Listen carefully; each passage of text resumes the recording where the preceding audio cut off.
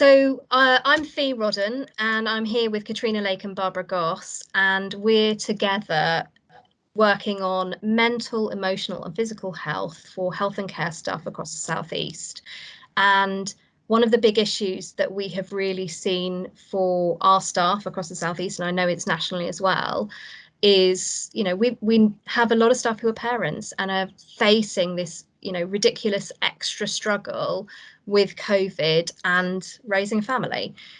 So we've got the fantastic Tanya Byron joining us, who's clinical psychologist, child therapist, researcher, TED talker and TV.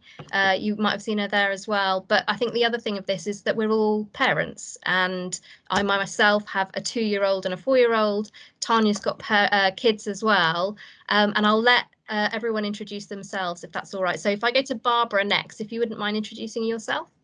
Oh, hello, I'm Barbara Goss. I'm the Mental Health Delivery Manager for the South East, working in NHS E&I, and I have 2 teenage girls, 14 and 15, so my life is hectic.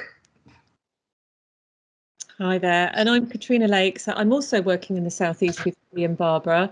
I'm a mum of 2 with slightly older kids, so I've got a 16-year-old that's in the room next door trying to do maths homework, and an 18-year-old that should be at university but is actually at home at the moment. I'm a clinical psychologist and also work in the team on mental health, so really, really great to be here.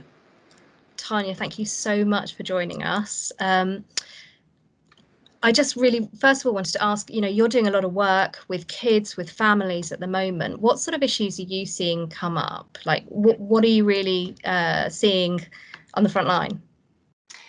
Well, it's really good to be here. Thank you for asking me. I mean, I'm hugely older than you 3 spring chicken ladies. So my kids are adults, they're in their mid-20s. So actually, my husband and I were saying the other day, feel so lucky we don't have kids at school during this pandemic. So I can hear what you ladies are going through.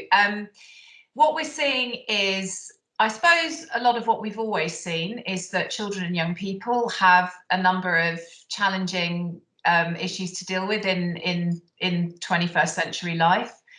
And to some degree, it's an elevation of the things that people are already quite worried about. So, for example, issues around screens, getting your kids to do homework, enabling your children to have a balanced lifestyle, just sort of managing all of that.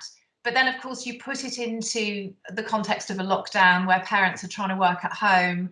Children are really missing the sort of norms of their life, which are actually developmental imperatives. Children shouldn't be with their parents all the time, particularly sort of older children and adolescents. And the sort of social interaction that they are really struggling to be away from. That is obviously going to escalate quite substantially the stress and anxiety that's around.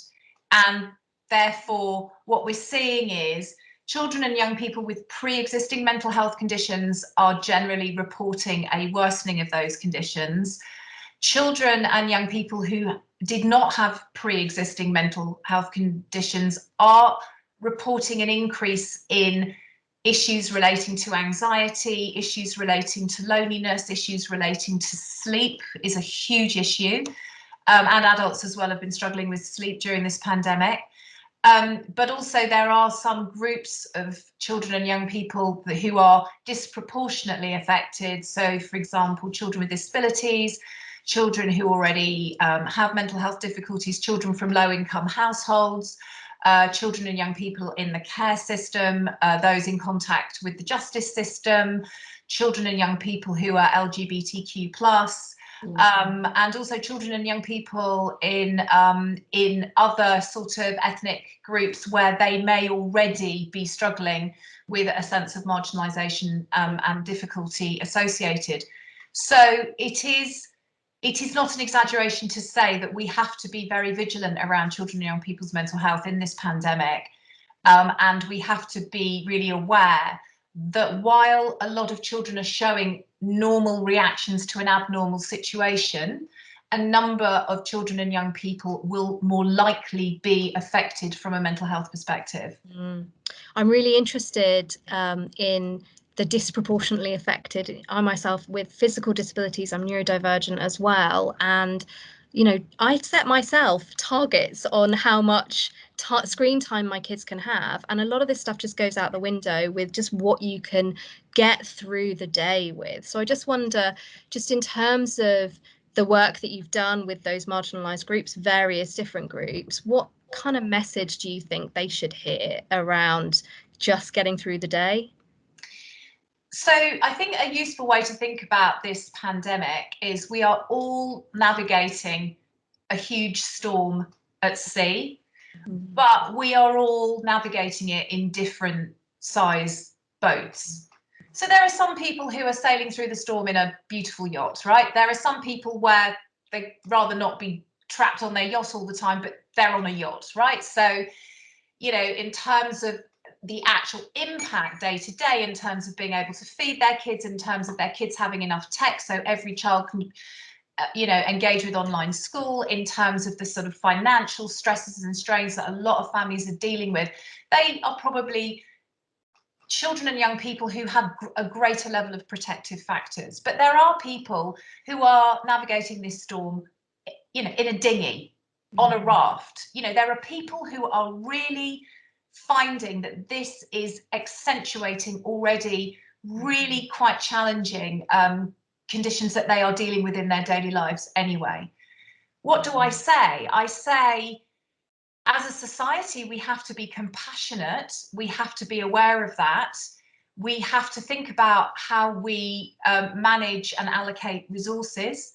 We have to work better as communities. And one thing I think that's come out of this pandemic for me as a clinical psychologist is just the sense of community engagement. We are seeing that communities are engaging with each other more, which is, I think, wonderful. And I really hope that it lasts. I mean, you generally see this after a situation of war where communities have a real sense of togetherness. It's a shame we just can't keep that rolling through in terms of the humanity that we show towards each other. I think it's about really looking to the voluntary sector services that are set up for marginalised, hard to reach groups where they are already dealing with a greater level of challenge. It's about those services being available, being well funded, being signposted, and I hope that you'll be signposting a lot of that with this video. But I think it's about recognising that while we all are going through the same storm, some of us are not going through it in the same way as others. Yeah, definitely.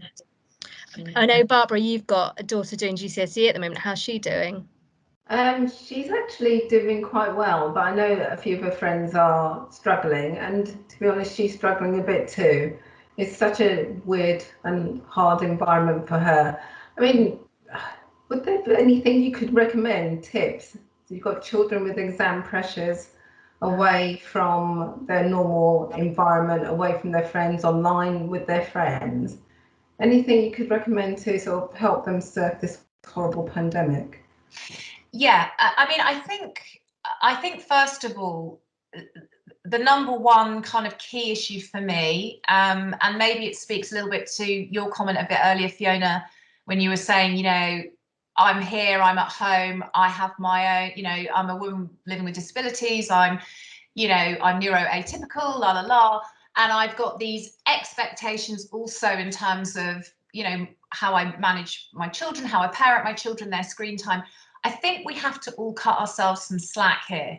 I think we have to recognise that we have to be realistic in the expectations of ourselves and our children. That's point number one. This is different, and I think we can't expect everything to feel like it's functioning in the same way, and we can't beat ourselves up for that. I think that's super, super important. And I think that particularly if you have kids where, like yours, Barbara, you've got children at a really important time in their life with public exams, or if they're not going to take the exams this year, there's going to be the teacher assessments and the grades. There is that real sense of added pressure. But I think, as we all know, the more anxiety we bring to a situation that's already fraught with anxiety, the less likely we are to manage it successfully. So I think it's about expectations. With children and young people, I think it is about very basic stuff. And I think it starts really with routine and structure. You know, I think what we know from the research from the co-space study at Oxford University, headed up by my friend Professor Cathy Cresswell and colleagues, and also the research that's been done by the Digital Mental Health Service for Children and Young People that was commissioned by the NHS, and that's called COOF, is that children are really struggling with the change in structure and routine, and that fundamentally is affecting sleep. So in the COOF research last year, what we saw was 161% increase in sleep difficulties in children and young people. Now, sleep is a foundation of well-being and mental health functioning. So if we are not enabling our children and young people, and indeed ourselves, to really hit those very basic biological fundamentals that we need to be able to hit in terms of well-being and physical and mental health, then that's when everything is going to start to unravel. So we need to look at having a difference between expectations of sleep during the week, when you then have to go onto online school, and on the weekend. If they want to be on, you know, if your girls who are older want to be on the screen with their mates on a house party or whatever until 2 or 3 in the morning, knock themselves out on Friday night, but certainly not on Sunday night or Tuesday night. It's about a sleep routine, which includes coming off their screen at least 45 minutes to 60 minutes before they go to bed. It's about sleep hygiene, about, you know, how they wind down to sleep, using ways to help them fall asleep. There are loads of fantastic apps out there for kids, young people and adults, including Headspace and Calm. It's about really focusing on that. And I think once you get sleep and you build in regular daily exercise, I mean, the weather's not great, but getting out there, getting some fresh air, trying to get whatever vitamin D we can kind of scavenge through these murky clouds and these grey days at the moment, because we're talking, aren't we, in early February. Yeah. I think it's about that. Then I think it's about conversations which include allowing our children and young people to feel that it is okay for them to struggle and not want to be in the situation we're in. A lot of parents I work with, particularly parents like us who are working in health and mental health care, where a lot of us are frontline, there is a real sense of head down and just get on with it and get through it. And we can generate an energy that can be quite difficult for those living with us to deal with. So I think it's about everybody being okay with not being okay. And I think parents can often struggle with that, because if you're worried about your kids and then your kids seem to be displaying to them that they're struggling, that can raise parental anxiety. Expect your children to struggle. If your children are struggling and they feel heard, then they will be able to decompress with you and carry on. So structure, routine, and the ability to give your children permission to not be okay and enable them to find ways to support themselves and for you to support them is a really important aspect of getting through this pandemic. Tanya, you mentioned parents then. So how can parents look after their own mental health so they can support their children through this? So when I do a lot of writing and broadcasting. I have a weekly column in the Times, and I trot out a number of phrases that I've kind of developed over the years. And one of them, I think, that's really relevant to what we're all going through now is this idea on an aeroplane, you know, when the oxygen masks kind of, you know, fall down, you know, in front of us, is you've got to put your own oxygen mask on first. You have to do that. You can't stop trying to put it on everyone else and then you collapse. So it really is about, as we're focusing on the needs of everybody else, and, you know, here we are, all of us, we work in the caring professions. People in professions like ours are generally really good at looking after others. That's our own need to be needed, but we're not very good at looking after ourselves. So, you know, you see high levels of burnout anyway in professionals such as we all are, because we're out there, we're trying to do everything we can. We forget that in order, I mean, this is not a sprint, this is a marathon, right? So we have to take it at a steady pace. We have to hydrate as we would on a marathon. You know, we have to have our running mates sometimes who can keep us going. We've got to remember all of those aspects of our own self-care, our sleep, our diet, how much alcohol we might be using at the end of the day, where we feel like, you know, can I get through another day? You know, are we getting enough exercise? Are we just, the basic self-care has to be put in place, and we have to remember to do that. And also, as role models, we can't expect our children to be doing this if we are not doing it ourselves. So it's super important, and there's loads of resources out there for parents, for adults to access for these kinds of issues. Yeah, great point. Brilliant. I mean, Tanya, that's really, really helpful. And just thinking about, you were talking about the concerns about, you know, the numbers of children that are developing mental health problems. It's in the media a lot, and you know, we all have concerns about our own children and young people, given what they're all going through. Just any insights from your perspective around what to look for? You know, when do we need to be concerned, or when, you know, if we need to be concerned, what do we need to look out for, and what may we do from there? Okay, so I mean, I think that's a really good question, and I think it's really important to think about how can we identify a mental health problem. So just to say again, as I'd said previously, we don't want to pathologize, in other words, put a disease model or an illness model around normal reactions to an abnormal set of life circumstances. We just don't want to do that. Sadness isn't depression. Feeling worried and stressed is not an anxiety disorder. Okay, so number one, we've got to be careful that we don't start to think catastrophically about a change in mood in our kids. We've got to keep a level head on this. But depression and anxiety does affect more children and young people today than in the last few decades. And, you know, teenagers are much more likely, for example, to experience depression than young children. But we are seeing young children presenting with low moods. So we are seeing these shifts, and it's a whole other conversation we can have another time about why anyway generally children and young people seem to be struggling with their mental health more. What we know is early intervention is fundamentally important. If signs are spotted early enough, children and young people can be significantly helped to manage their new mental health difficulties. But the reality is, and we know this as practitioners ourselves, about 70% of kids and young people who have a mental health difficulty are not receiving appropriate interventions at a sufficiently early age. And I don't want to soapbox too much about the shocking underfunding of child and adolescent mental health services, but I think it's pretty clear from just the way I said my last sentence, it is wholly unacceptable. And if we are really going to support children and young people coming out of this pandemic, we have really got to look at the amount of resource available for early intervention, because there isn't enough, but by any means pre-pandemic, never mind now. What we know is the likelihood of a probable mental health difficulty increases with age, and there is a noticeable difference in gender for the older age group. So that's sort of 16 plus, 16 to about 23, 24, which is the last bit of the development of the prefrontal cortex as well. So it's very linked to brain development and the individuation into becoming an independent young adult.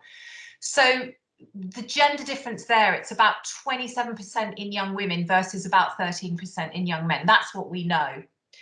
And we also know from recent research that secondary school aged girls are reporting higher levels of emotional difficulties than boys. And we saw that last summer, so in the first year of the pandemic. Now, when does it become a problem? It's fundamentally built around the fact that if you see a discernible and prolonged change in behaviour, where the mood challenges, whether they be anxiety or depression or both, significantly disrupts normal developmental function. In other words, my child is not themselves, but discernible and prolonged means it's a significant difference and it has gone on probably for more than 2 weeks every day, and or it leads to associated behaviours that are harmful but may be used as a way of coping: self-harm, eating disorders, substance misuse, social withdrawal, significantly increased antisocial behaviour. That's the point at which you really do need to present yourself and your child to statutory services for an assessment around mental health needs. But there is a huge amount of support in the voluntary sector as well. Again, I think you're going to be giving out some of the links that, and the recommendations I give. So it's a prolonged and discernible shift in mood that really then does indicate that something is becoming clinical rather than a normal reaction from a kid that's struggling at a time when we'd all expect kids to be struggling. I mean, that's really helpful, Tanya. And that point about it's kind of normal to struggle at the moment for all of us and for our kids, that messaging to kids is so, so important, isn't it? So we're not jumping in and kind of almost labeling a mental health condition when actually it's the normal struggle that we're all going through. Absolutely right. And I mean, it's interesting because I think kids use a lot of mental health language anyway, in terms of how they communicate with their peers. You might see this, Barbara, with your teenage daughters. Okay. Do you see it? I mean, Yeah. the language they use is probably very different to the language you used when you were their age. No, we didn't use the word depression or anxious. Social anxiety was one of their new ones recently. So, Yeah. which is very new. They're so much more aware of these things than we were.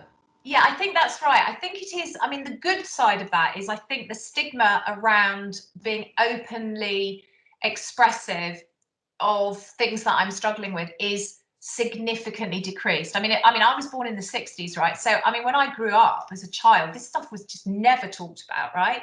You know, it just wasn't talked about. And I can see, I mean, my kids are in their mid-20s, they're adults, but I can see how their generation, and obviously the generation behind them, like your kids, Barbara, and then the generation behind them, your kids, Fiona, and I suppose your kids, Katerina, sit somewhere in the middle of all that. But fundamentally, children are much more aware of this, but I think sometimes they can misspeak and misunderstand, and sometimes they can say, oh, my mental health. Yeah. And I think we have to just be very careful to help children have a clarity around the difference between my mental health and I'm just pissed off and struggling and I don't really want to talk to my friends today and that sort of stuff. Yeah. So I think one of the things that the pandemic can give us the opportunity to build more in our children is resilience. This understanding that going through tough times can also be the potential for personal development and growth.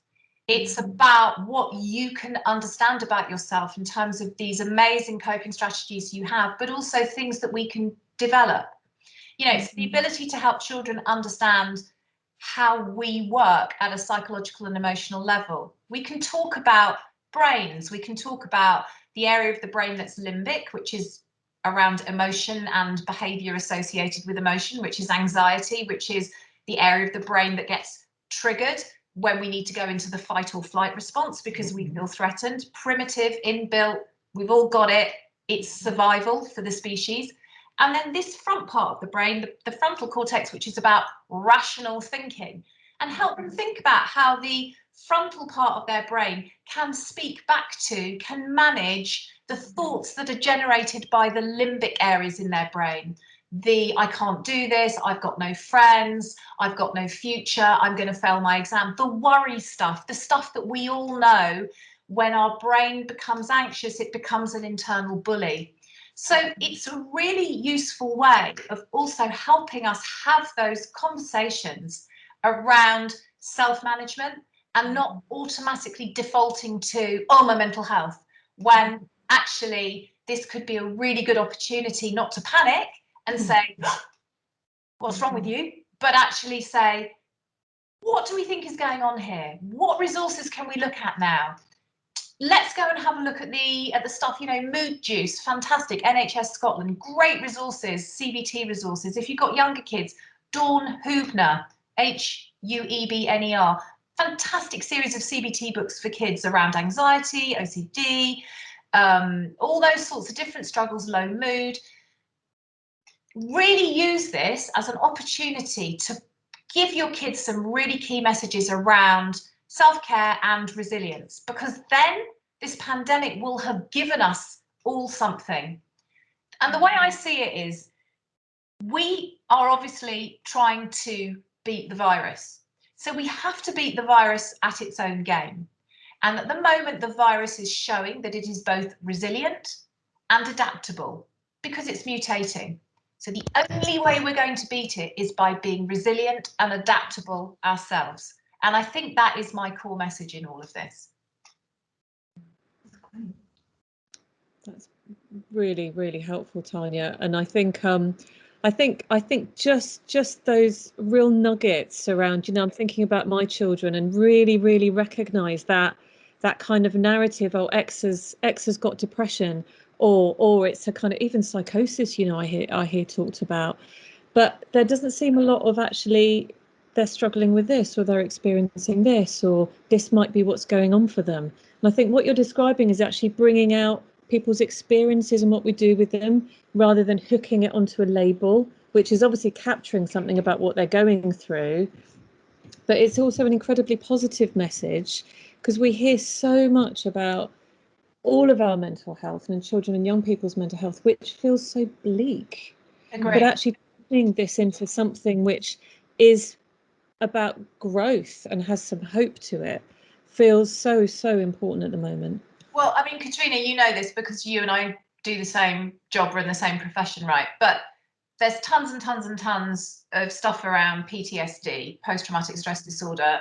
People know what it is. It's talked about a lot.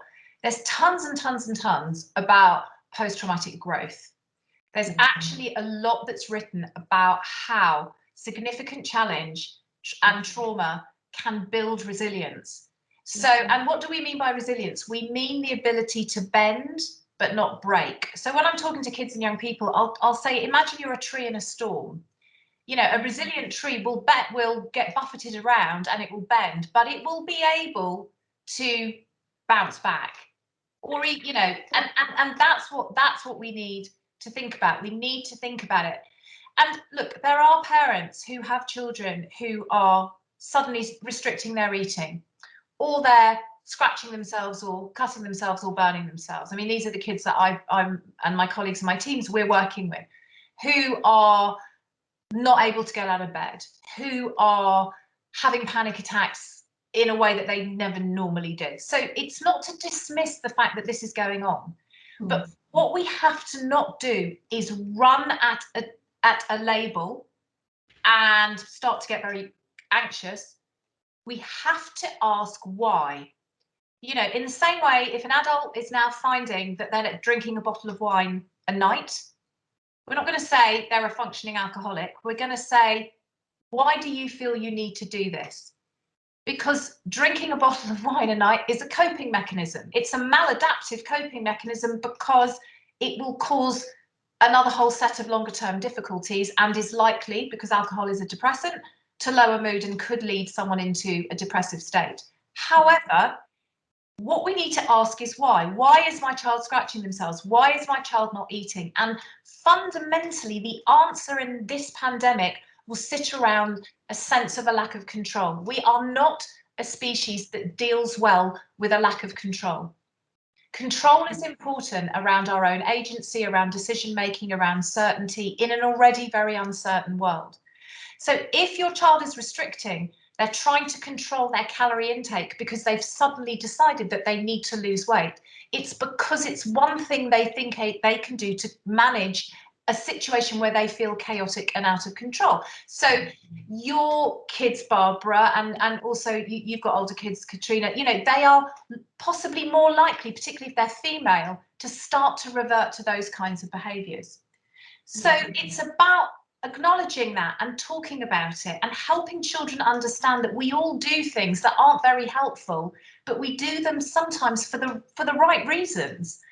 And then we take out adult panic, a sense of adults judging, and we get into something much more constructive around why. We get why you're doing this. Let's think about how we could all together think about you finding a different way to manage what you're experiencing and feeling at the moment. Now, I was having a conversation with my husband last night about the uncertainty that he's facing with his own work, and I think it's something that we've all kind of given ourselves a false impression that we have control over things, and a virus comes along and it really highlights to us that we don't really have much control over our environment. So I just wonder if perhaps, you know, as parents, as people working at the moment, we are less comfortable than we might be with the level of uncertainty that we see around us. And obviously it's so increased at the moment. And maybe what we can do to get more comfortable with that ourselves so that we can help our kids in developing those same abilities. And Fee, just kind of hearing what you're saying really made me think about how we really want to create that for our children as well, don't we? Yes. So there's so much of wanting to, you know, the way we're bringing up our children increasingly is about that kind of control and the kind of the anxiety, I think, with young people coming into the world as well, that as parents we're holding, and they're very much picking up, or it's very much can become or risk become part of our parenting. And then, as you said, we've got a pandemic. Yeah, I'm looking down because I just wanted to speak this, which I'm sure you'll all know what it is. Grant me the serenity to accept the things I cannot change, courage to change the things I can, and the wisdom to know the difference, right? So that's the serenity prayer, and it's used by the the fellowship, Alcoholics Anonymous, Narcotics Anonymous, etc. The fellowship to support people who are struggling to manage addiction and related behaviours. Now, I think that's a really, really important one because it talks about one day at a time, and it talks about really being realistic about what you can change and what you can't. One of the things we've all seen as mental health clinicians in this third lockdown is how it's really hit people hard. Now, obviously, because it feels never ending ongoing, and the cumulative stresses, the real stresses for people financially, concerns around their children's education, their work, etc., all of that is real. But I think one of the other things that is becoming clear is that a number of people were really buying into an idea that 2021 would be different. That somehow, yay, we've got the vaccine, yay, let's just get through this dreadful 2020, and, you know, when spring comes, and maybe even before that, things will be different.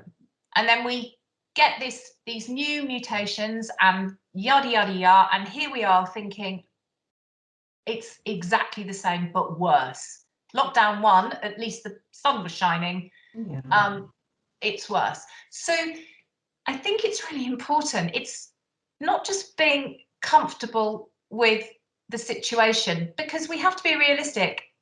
We're never going to be fully comfortable with this. We're social, you know, we're social animals, right? You know, my kids are adults.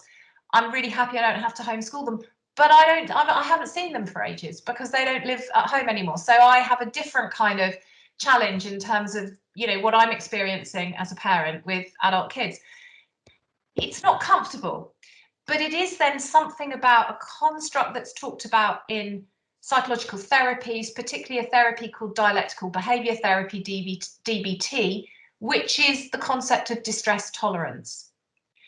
We need to learn to tolerate distress and uncertainty. And that doesn't mean tolerate as in accept it and go, oh, I'm so fine with this, but tolerate it as in it is what it is. You know, there are lots of movements around happiness, right, in the well-being sector.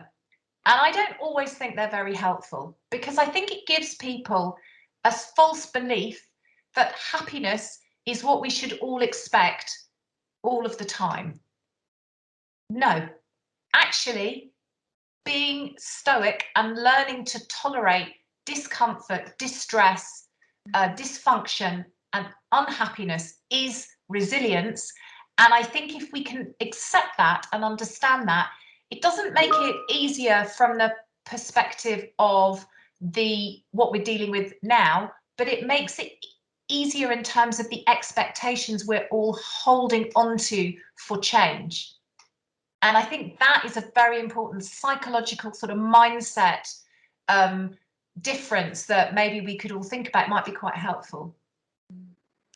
Thank you, Tanya. Thank you. I mean, that's such a useful and practical message, as I think this entire kind of interview recording has been.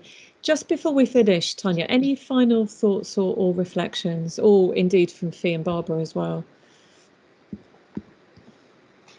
I was just thinking some of the things that Tanya's mentioned can also help children deal with bereavement, because we know about the numbers, that COVID numbers as well. So I think some of those techniques could be used to give them that level of support going forward.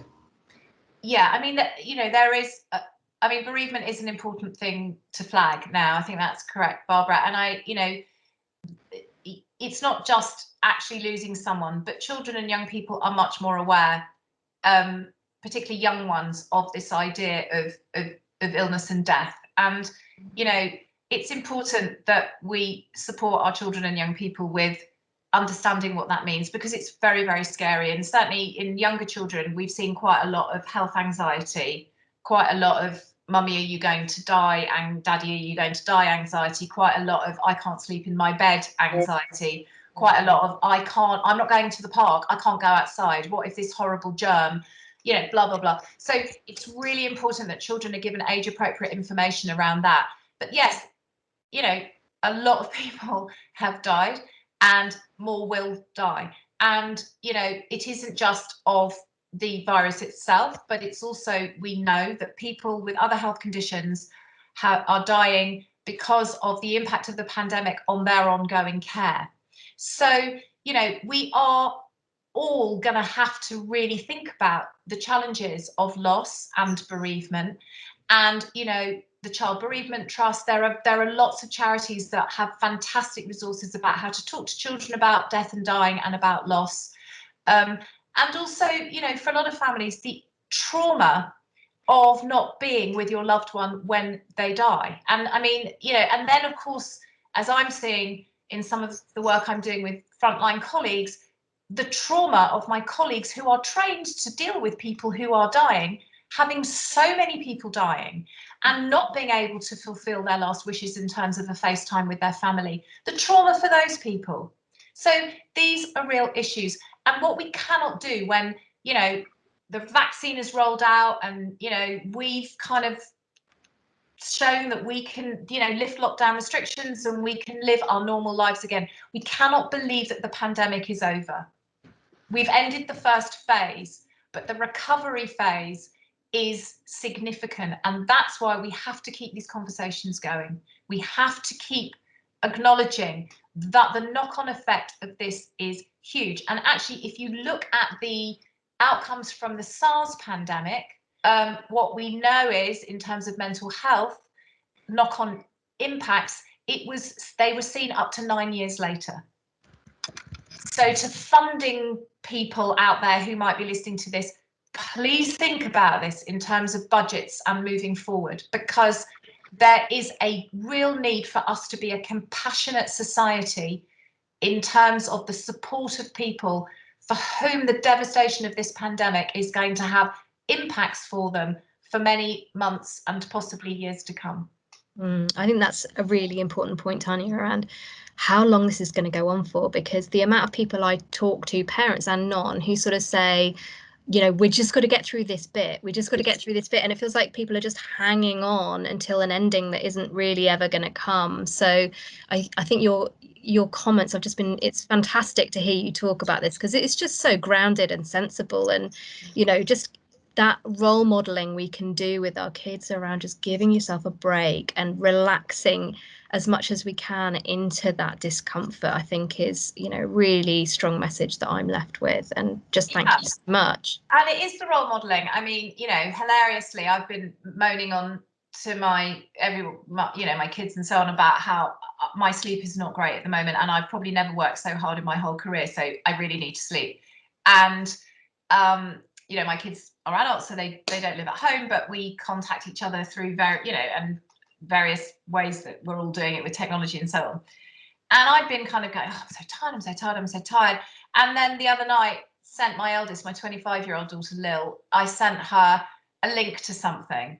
It was about 1 a.m, and I got such a telling off from her. And I'm like, aren't you the woman who's always going on about screens and sleep. She's like, Mum, turn it off, put on a Headspace app and practice what you preach. So we can all do better, even those of us who know what we're supposed to be doing and tell everyone else what they should be doing. Well, you've obviously taught her well. Absolutely. Yeah, I suppose, yeah, that's one way of framing it, isn't it? I've taught her well. I'll tell her you said that. Oh, brilliant. Well, we wanted to say a really, really big thank you, Tanya. Thank you so much. Fee's going to be posting some links to find out more, but I think you've really helped us to navigate where we are ourselves, but also with our children, and help us to really kind of connect, as you said, Fee, with some of the really practical stuff, which is so important, but also giving us a bit of a framework around where we are at the moment and how we can best support our children, which is of course so important for the health and social care workforce. Given you were saying about you've never worked harder, I mean, I hear that every day from the people that are working at home in their, like me in my living room, or the people working in their bedrooms, working much longer hours than they ever worked pre-COVID, to the frontline staff that are really experiencing such huge challenge that we're all aware of. So I think this is so important, what you've been talking about for the health and care workforce. The practical tips, we'll be certainly sharing stuff on the resources page as well. But one of the things I really heard from you was about keeping the conversations going. And I think us in the Southeast, it's about keeping the conversations going. And that's certainly what we're doing in our team and supporting this and working with all the different systems that are also doing that too, or working to do that. And the final thing, just a kind of reflection, is absolutely, as you were saying, recognizing that many of us are struggling, but there is also a message of hope as well. This is about learning, this is about growing, this is about that chance for our children and young people to build resilience and be adaptable. So I think all that stuff is so important, and it certainly helped me think about my two sons that are in various parts of the house, doing their university work or their A-levels, but really helpful. So huge thank you.